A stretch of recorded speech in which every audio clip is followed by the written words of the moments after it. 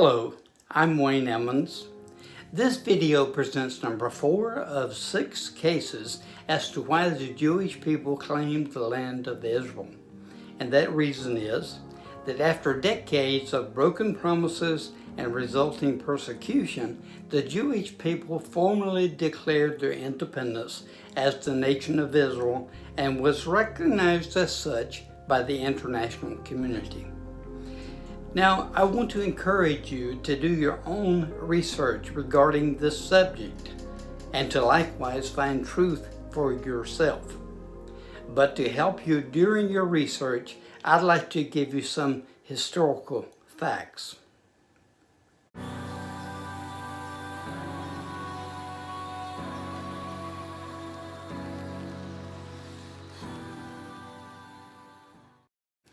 Until the last decades of the 1800s, the great majority of Jews living in the diaspora, that is, they're being exiled from Israel, generally concluded that living outside of Israel was to be their way of life indefinitely.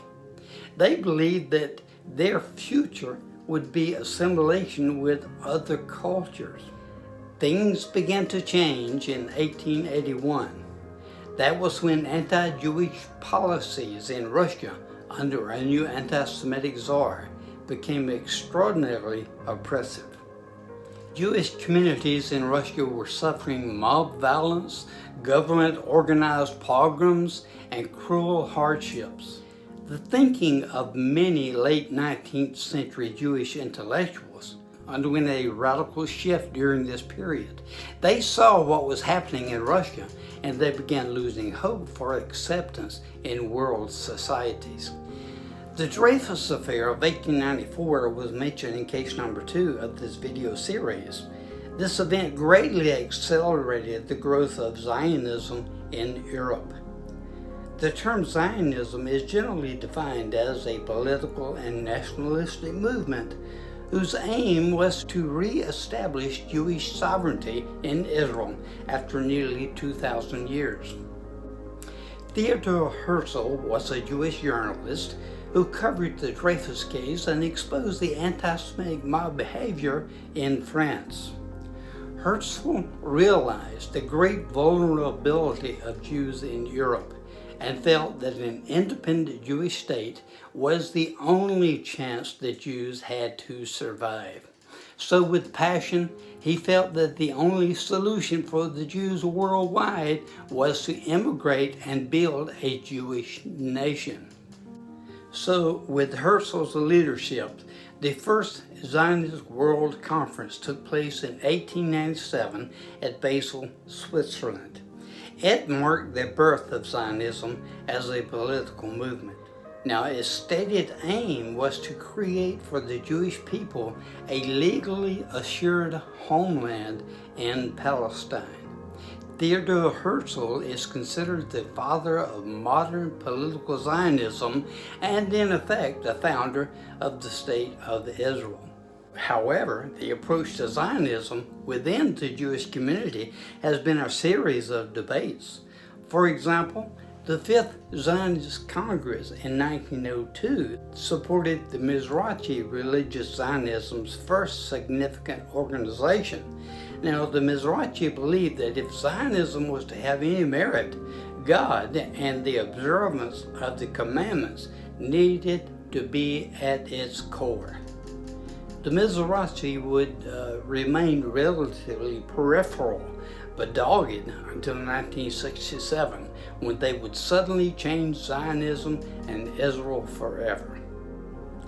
Now, there were various Jewish leaders that supported other approaches to Zionism, such as Ahad Hayam. He insisted that statehood would lead to spiritual bankruptcy, so the Jews should seek only a spiritual center. And then there was Chaim Bialik. He felt that religion was the cancer that had destroyed the Jews, although he retained a love for Jewish religious texts. And then Max Nordau and Vladimir Jabotinsky. They thought that a new physical Jew was needed to fight for the future of Zion.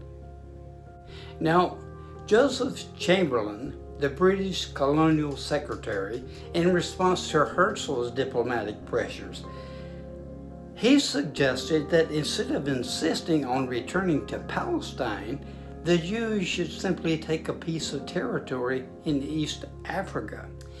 That being said, Herzl presented this option at the Sixth Zionist Congress of 1903. The plan was and is commonly referred to as the Uganda Plan, although we know the region today as Kenya. Resistance from the Jewish community was fierce. Zionism was not only about obtaining a home for the Jewish people, it was about reestablishing a home in their ancestral homeland. The Uganda Plan was ultimately rejected at the Seventh Zionist Congress in 1905. World War I. It changed the course of history for both the Arabs and the Jews. It ultimately created the Middle East we know today. For a few centuries before this war, the Ottomans had ruled the Middle East, including the area we know today as Israel. Unfortunately, the Ottomans, they had sided with the Axis powers during World War I. That would be Germany and so forth. A British mandate was established by the Allied powers to divvy up the land, the empire of the Ottomans, between both the Arabs and the Jews who had helped the Allies in the victory in World War I. The Brits were having discussions with the Arabs, reference the McMahon Hussein letters, as well as with the Jews, reference the Fossil-Weizmann Agreement. The Paris Peace Conference and the San Remo Conference resulted as part of this process. From these two conferences, a 52-member League of Nations agreed on a Balfour Declaration that pledged a national home for the Jewish people in Palestine. The British were likewise appointed as a mandate to follow up and assure deployment of the pledges of the Balfour Declaration. The pledges were that the Jewish people were to have a small sliver of land next to the Mediterranean Sea, while the Arabs were given by far the largest area of the Middle East that included the Arabian Peninsula, Mesopotamia, Iraq, and Syria. The Arabs were quite unhappy that the Jews got any part of the land. They wanted it all. There were violent Arab uprisings against the Jewish communities, and in 1921 the British government's solution to the Arabs' violence was to repartition the land that was east of the Jordan River, that is, Judea and Samaria, taking it from the Jews and giving it to the Arabs. The area was renamed Transjordan and consisted of 77% of the territory originally earmarked for the Israel's mandated territory. In 1937, with continued violence by the Arabs, as well as the Jews' defensive efforts in warding off the terrorist attacks, the Peel Report concluded that the interests of the Arabs and Jews in the Palestine area could not be reconciled because provisions of the current mandate were unworkable.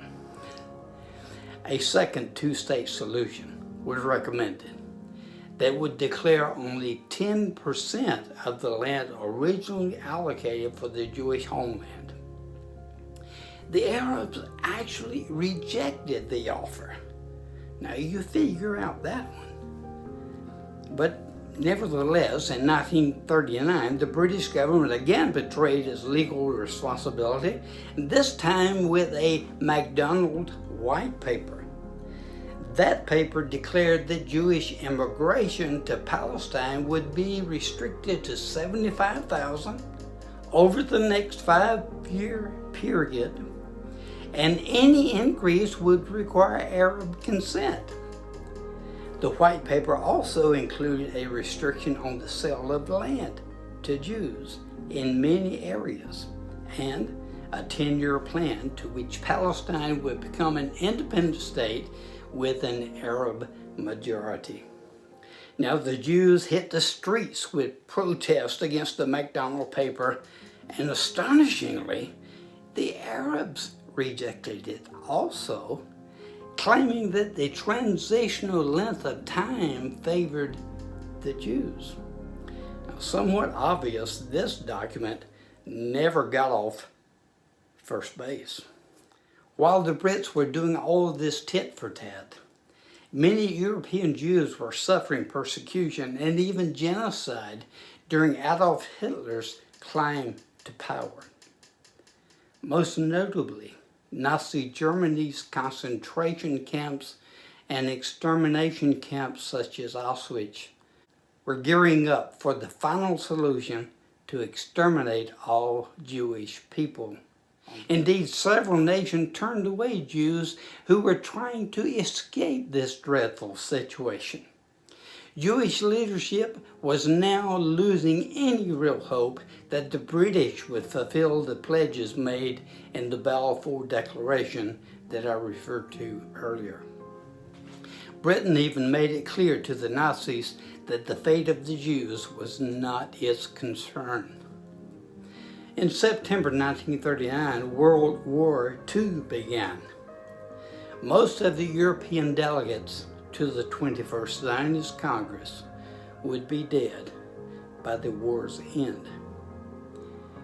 It is difficult to understand why any civilized nation would turn their back on the Jewish people, especially during the time the Nazis were rounding them up to be sent to concentration and death camps. But I want to show you a list, a small list, of just a few of these instances. In May 1939, after weeks of failed negotiations with America and Canada for a safe haven, 939 passengers sailed on the St. Louis for Hamburg to Cuba with purchased legal Cuban visas. Cuban President Federico Laredo Perey refused to allow them to enter the country. And while various European countries agreed to take some of the passengers, 254 found themselves once again under Nazi rule. By the end of the war, over 1/4 of them had been killed in the Holocaust. In November 1940, the SS Atlantic reached Haifa Bay from Romania, carrying 1,730 refugees from Germany. The British mandate refused to let them enter Palestine and ordered them on to another ship, the Patria.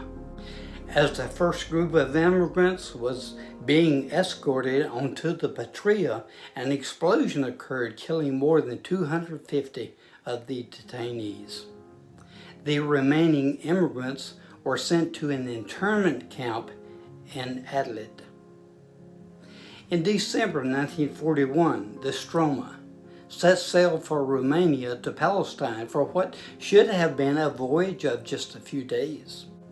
But due to engine trouble, however, it anchored in the harbor of Istanbul. The Turkish government denied the passengers even temporary sanctuary, so the refugees lived on the boat for 2 months. The vessel was equipped with only 4 wash sinks, 1 freshwater faucet, and 8 toilet stalls that had no toilet paper. The ship had no life preservers either. The Jewish Agency pleaded with Brits to let the Jewish passengers enter Palestine, even temporarily, just to relocate them later to Mauritius. The British refused, and in February 1942, the Turks ordered the Stroma to leave the harbor. They towed the boat into the Black Sea, abandoning it with no functioning engine. a Soviet submarine operating under secret orders to sink all neutral and English shipping in the Black Sea, so as to prevent raw materials from making their way to Nazi Germany, torpedoed the boat. The Stroma sank quickly, killing all but one of the men, women, and children on board. Over 1,700 people. The St. Louis, the Petria, and the Stroma brought home a single point with terrible clarity. For Jews who had no place to go, a Jewish state, Herzl's dream and Balfour's promises was more critically necessary than it had ever been before. The creation of a Jewish state was now literally a matter of life and death. In addition to the tragic events just mentioned, the British also exerted diplomatic pressures on countries from which the illegal boats sailed, and as a punitive measure, drastically reduced the Jewish immigration quotas.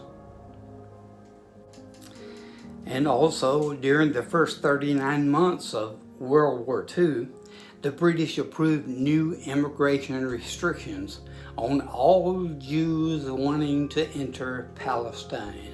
While local Arabs were creating much havoc on the Jewish population, the Brits turned a blind eye and did virtually nothing about it. Time and time again, history is vividly clear regarding the bias in the favor of the Brits that they showed at the detriment of the Jewish people. Zionist leaders met at an extraordinary Zionist conference at the Biltmore Hotel in New York to express international Jewry's resolve to create a Jewish state with or without British assistance. The participants agreed that Britain could not be trusted. This resulted in a Jewish agency replacing the British mandate as the governing power in Palestine. It was now the official policy of the Zionist movement to bring an end to all restrictions on immigration and to establish a Jewish commonwealth in Palestine. Partly due to having devoted much resources toward fighting in World War II, the Brits became quite weary of the chaos from the Arabs as well as from Zionists who were fed up with the British betrayals. The Brits decided to get out of the Middle East chaos by handing off their mandate obligations to the fledgling United Nations. Wouldn't you know it, the UN produced yet another document called Resolution 181 on November 29th. But this resulted in yet another plan for a two-state solution in which half of the territory west of the Jordan River was allocated to the Arabs. And note that this was after the land east of the river had been taken from the Jews and given to the Arabs in 1921 and 1937. All done because of uprisings from the Arabs. The Jewish leadership accepted UN Resolution 181, another land for peace offering, but the Arab leadership flatly rejected it. The Arabs went further and made it clear that any attempt to implement it would lead to war. Again, go figure. Fed up with the mess they had made as mandate in Palestine, and now riddled with outbreaks from both the Arabs and the Jews, the Brits completed their withdrawal of armed forces from the Middle East on May 14, 1948. Israel immediately declared her national independence as a sovereign nation the same day, a miraculous event in the history of man's existence. As mentioned at the beginning of this presentation, it's important that you find truth for yourself. Hopefully, what you've heard today will help you during that journey. However, Don't trust mainstream media. They've been distorting facts for decades. Don't even trust what you hear in this video. Do your own research and make up your own mind as to what is truth. Seek it and you will find it. Now, if you're interested in seeing and hearing more broadcasts about subjects like this, click on the subscribe button below. And if you please, click on the like button to let others know about what you have heard today. And this is Wayne Ammons, helping you find truth. And I hope you will discover it for yourself. May God bless you.